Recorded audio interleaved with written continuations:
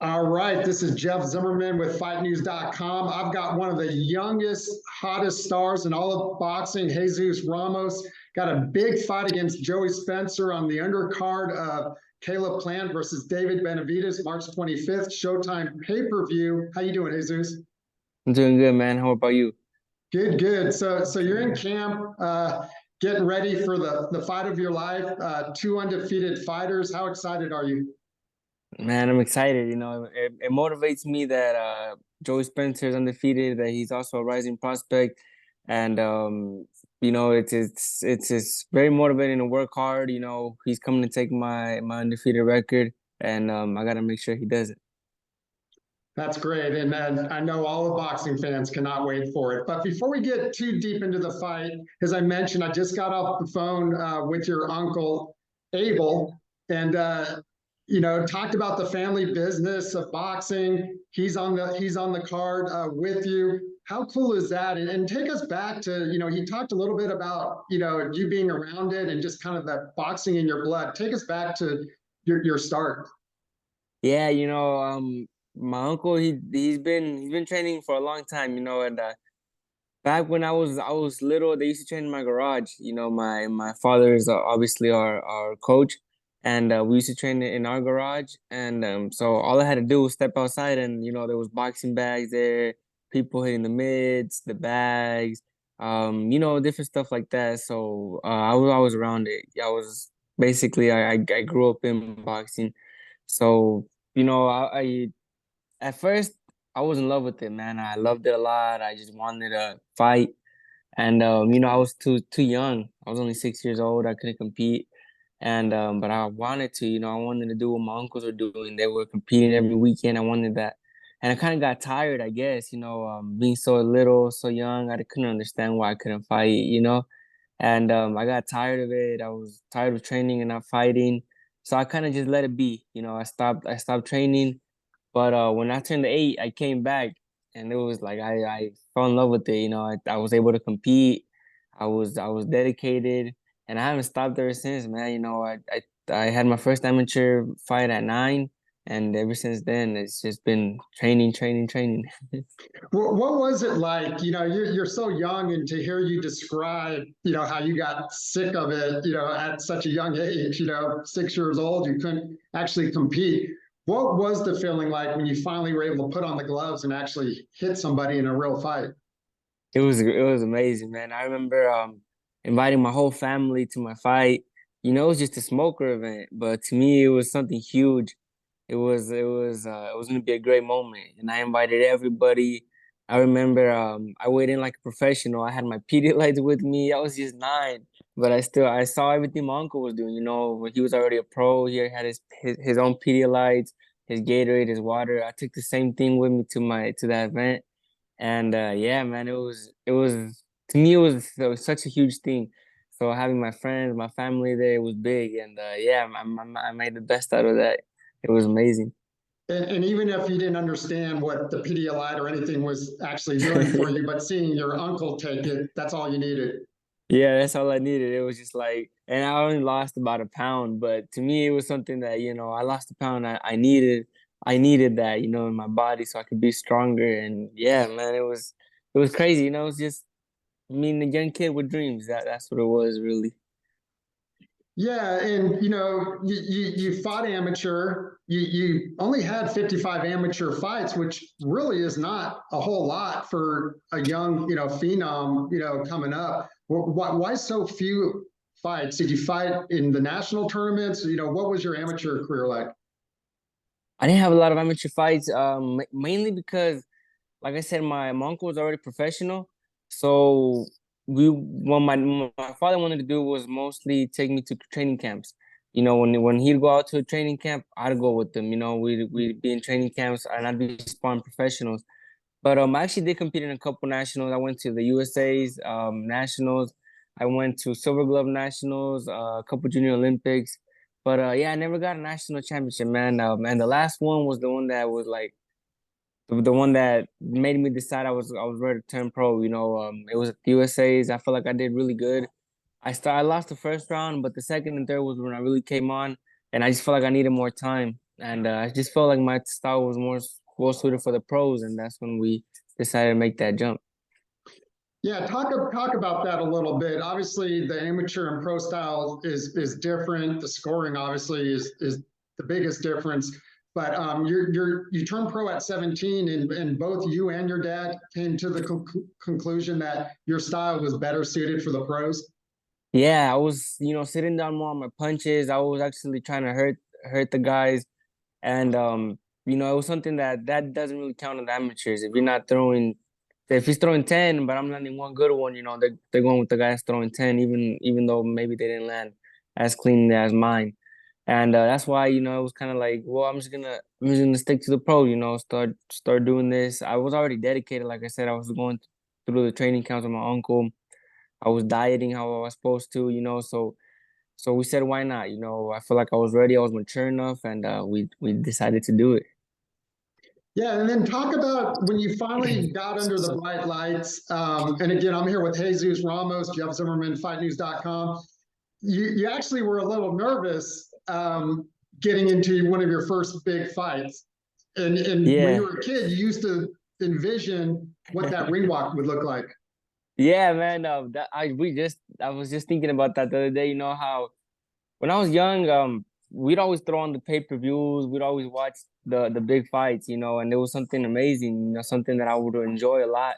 It would get me like I don't know, motivated and at the same time nervous. If I was rooting for a guy, I'd be nervous. Like if I knew him personally. And I was young, and I would go into my room. I would have my own computer. I'd put on my music, and I'd envision my own ring walk, walking into the ring, saying hi to the crowd, just looking everywhere, to like like a professional, just envisioning everything, and that's how I wanted my experience to be when I fought on TV. But it was the complete opposite, man. My first fight on TV was on Fox with Kevin Shacks, and it was my second time fighting here in the U.S. And yeah, man, as soon as as soon as they open like the out the to come out the ring walk, the curtain, they moved it a little bit, and I saw the whole Mandalay Bay, and I was like, oh my God. I was like, I'm only 18, I'm not supposed to be here. I looked at my uncle like, I want to get out of here, like we shouldn't be here right now. And yeah, man, they were like, come on, it's time to walk out. And I'm walking out. I don't know if I should look at the camera. They got a big camera in front of me. If I should look at the people, I didn't know what to do. It was nerve-wracking, man. But I'm glad I got that out the way, at such a young age, because I can't imagine doing that right now, at this stage. It's amazing to hear your story because I mean, even as a young fighter, just growing up and watching the pay-per-views and being around your uncle and your dad and all that, and to envision that ring walk and then to hear the story, until you actually do it, there's something different. Yeah, yeah, of course. It was nothing like how I envisioned it, as a little kid. But I enjoyed it, man. I enjoyed every moment. After the fight, after I got the job done, I went back to my locker room, and I just analyzed all that. I'm always conscious of little things like that. I'm a faith believer that nothing ever happens for no reason. I feel like all that, my envisioning, my going, my dreams, all of that was part of that. I think it's called the law of attraction, and that's what happened in that fight. And I just keep attracting stuff like that. So I like to analyze those things. And yeah, after the fight, that's it. And I sat down, and I thought about how I attracted that even as a young kid. Maybe not knowing what I was doing, but I still attracted that. And it's just crazy to me. It's crazy to me how that works. Yeah, definitely, definitely. And you talked about watching the big fights. Obviously, you're a little bit younger. Your uncle mentioned like the Chavezes, the De La Yeah. Hoyas, the Finitos, all the Mexican legends. Well, who were some of the guys that you gravitated towards as a young kid? The ones I remember were Morales versus Pacquiao, Morales versus Barrera. Those were big fights. Marquez. I remember Juan Manuel Marquez when he fought Pacquiao, and then I remember he wasn't like as big of a star, as the rest of them, but I would still would like to watch him. You know, I like to watch his fight with Caceres, Juan Diaz, all those fights. And I remember I used to love that when he fought Floyd Mayweather. I was rooting for him. You know, not and I don't know. It was just little. I know he wasn't the big star, but I still like to watch him. You know, I really like his style, and I remember his fights were some of the best. You know, like I said, Morales, Marco Antonio Barrera is actually I'm a huge fan of his. You know, he's a great fighter. The next wave of Mexican superstars, really, in boxing, Yeah, before Canelo came around. yeah. Before Canelo, yeah, they were the ones. Yeah. So yeah, man, you know, like I said, I knew like Marquez, he wasn't like as big as Vidal, you know, he wasn't fighting in pay-per-views, but man, his fights were so entertaining, you know. It's like he had to hit the canvas so he could put on a good show. What was your reaction when Marquez landed the counter punch against Pacquiao and Oh put him my to sleep? God. I still remember that day. I remember that day. I was supposed to fight here in Arizona, and we went to weigh-ins. I ended up not getting the match, so we come home, and I'm just excited, like, oh man, tonight's the fight, you know. And yeah, I remember I told my parents, you know, let's go get something so we can cook early and we can just watch the fight.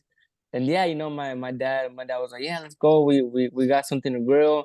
We grilled it. I remember I even brought out the projector. We set it out outside, and it was December, so it was a little cold. But you know, here in Arizona, it's not too bad.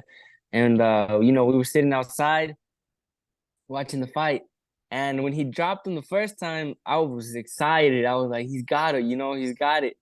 Started slipping away from him, and then I was like already sad. I was like, man, you know, this was his chance. He was doing the best out of all the fights, in my opinion.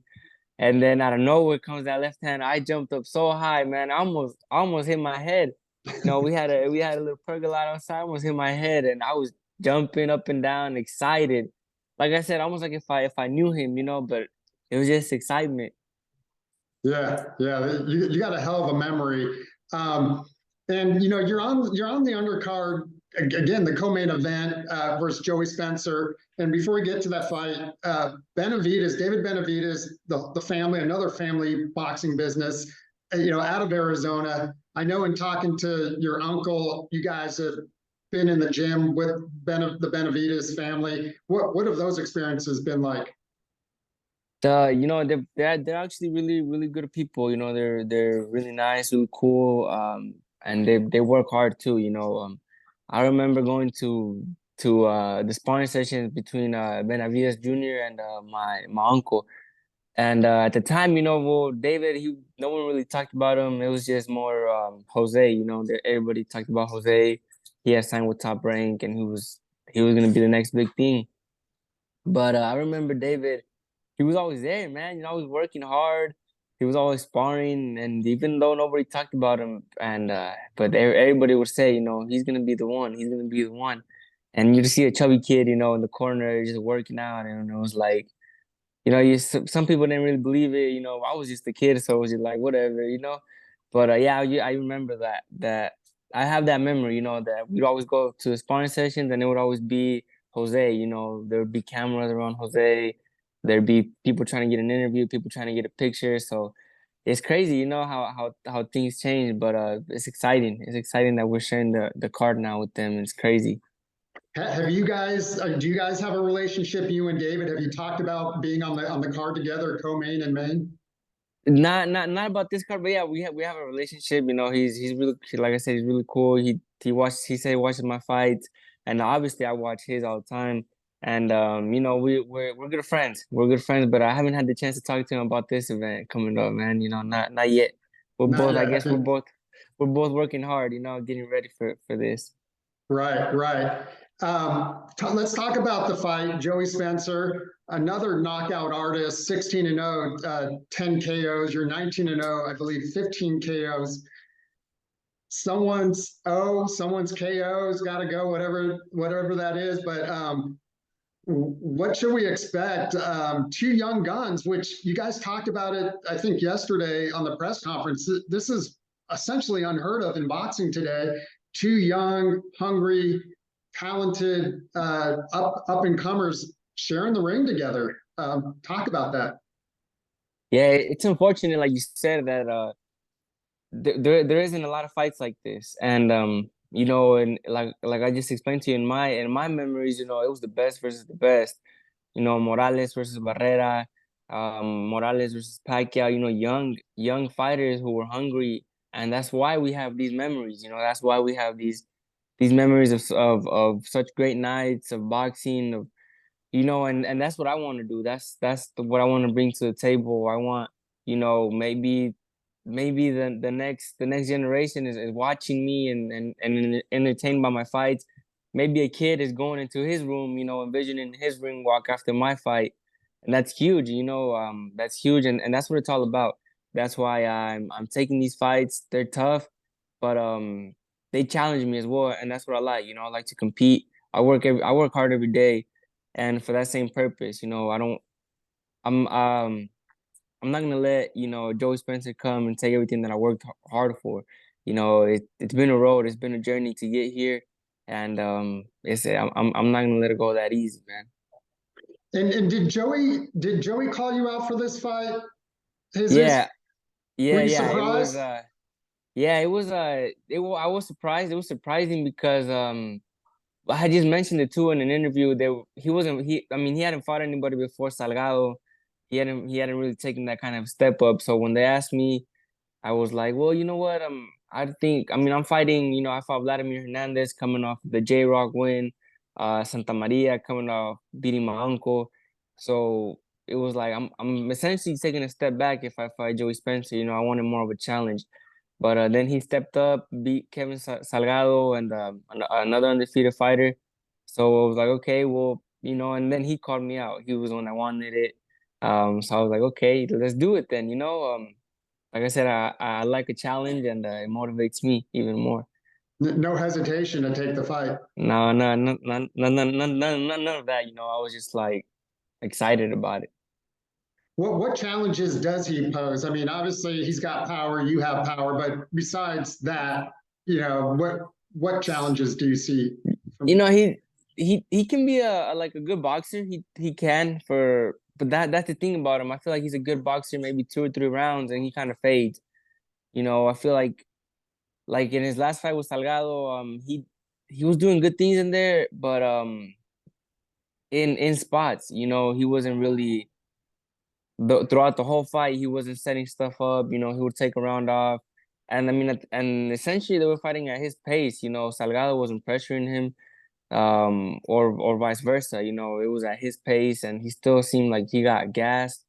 So, I mean, I don't know. We'll see. We'll see what he can do. March 25th. And I would imagine you're practicing getting ready for that ring walk as well. Yeah, all that. You know, when I go to sleep, I imagine all that. The ring walk, the crowd, everything, everything. When the first bell rings, how I'm gonna come out to the center of the ring and just fight. It's all visualization. We'll wrap it up here in a minute here with Jesus Ramos again, one of the young superstars on the boxing scene. Big fight under the David Benavidez, Caleb Plant undercard March 25th, Showtime pay-per-view. Let's get some predictions. You're obviously a boxing fan, a boxing historian, Yeah. a true boxing family. Let's talk about the main event that you're going to be under. Obviously, you have the relationship with David, but who do you like to actually win the fight, and how? I you know what I like both guys. You know, I feel like Caleb Plant made a true statement with his last fight, knocking out Andre Durrell. You know, that was a huge statement, and he looked strong in there. He looked good with Canelo as well in the early rounds. But that's the thing, you know, the pressure got to him. And I feel like that's gonna be the case here. I think he's gonna outbox David for the first couple rounds, while David settles in with the pressure, with the body shots. But I feel like David Benavidez throws more punches than Canelo. And if Canelo was able to wear him out, even with, you know, throwing just the pressure and not a lot of punches, but just the presence of him being there and just that mental pressure broke him. I can't imagine that a bigger man doing that to Caleb Plant. I can't imagine him withstanding that. So I got Benavidez in the later rounds for sure, for sure. Okay, what about Tank and Ryan? Oh man, I got Tank. I think right now he's up there, man. He's active. He keeps fighting. He keeps improving, and his power is crazy, man. It's almost like he can take a round or two off, and he knows that in the next round he's gonna knock him out. It's almost like he knows. And that's he's gifted. He's talented. So I got Tank By knockout, by stoppage? by knockout. Yeah, yeah, by knockout. I got him by knockout. What about Haney Loma? Haney, man. Haney's in his prime right now. He looked good with Comboses both times. And I mean, I admire what he did. He went all the way over there to Australia both times and beat their champ, beat the champ once and went and defended it the second time. So that's incredible. And I think he's in his prime right now. He works hard. You could tell he takes it seriously and he loves it too. And if the much anticipated Spence Crawford ever happens, where do you sit? Oh man, you know what? I've shared the ring with Crawford. I got Crawford, to be honest. I got Crawford. I feel like he has a lot of weapons, a lot of things in his arsenal that he can bring out in a fight against Spencer, Spence, sorry. Right, Joey Spencer, yeah. right. Spence. I think he's got a lot more tools. And like I said, I've seen firsthand what he can do in there. And I got Crawford. You actually sparred Crawford? Yeah, yeah, I sparred Crawford a couple of times actually. I've been in camp with him a couple of times, and yeah, he's gifted, man. He's a champion for a reason. Sure. What would it mean for your family, for you and your uncle to win, to come out victorious March 25th? It would be huge, it would be huge. It would be something be really, really big because me in the co-main event, my uncle in the pay-per-view, that's huge. For not only for my family, but for me, my dad and my uncle, that we witnessed what it has taken to get here. All the sacrifices that we've made, everything that we've been through together just to get here, and now it all boils down to one night, and we both gotta look spectacular, and just getting the wins would be something huge. It would be something that I myself would be proud of us. Something that not many people can say they've done. And I know your grandmother is a big inspiration. If I didn't mention her, Yeah, I would regret it. What about your grandmother and what she means to you? she means a lot. My grandma's the sweetest person. She's always been supporting me, and the motivation she brings me is that she's always telling me work hard, and just the way she says it, just work hard. And she always says that we're in a country that isn't ours because she's from Mexico, and she always says we're in a country that isn't ours. We gotta respect it, and while we're here, we gotta make the most out of it. And she works hard for everything that she owns right now. She owns her own house. She has her own car. She lives comfortably and she works extremely hard every day.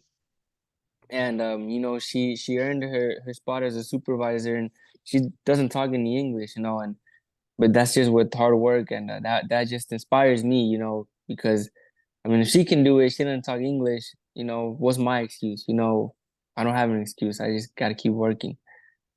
Right. Well said. Well said. What should we expect, Jesus? Saturday, co-main event. You already got envisioning the ring walk. Every detail you got covered. What should we expect against Joey Spencer, March 25th, pay-per-view? We might steal the show, man. We might steal the show that night. I feel like I said, two young prospects going at it. We both want to remain undefeated, and we both want to take that next step. So it's gonna be a great fight. Do you feel Really, really like great fight. Do you feel like you're very close to a title shot? I do feel like that. I feel like my last opponents have demonstrated that I'm ready for this, you know, and the more fights I take before a world title shot, the better for me. You know, I keep learning, I keep growing each fight, I keep making adjustments, and it's all gonna be shown March 25th, man, how much I grew from my last fight.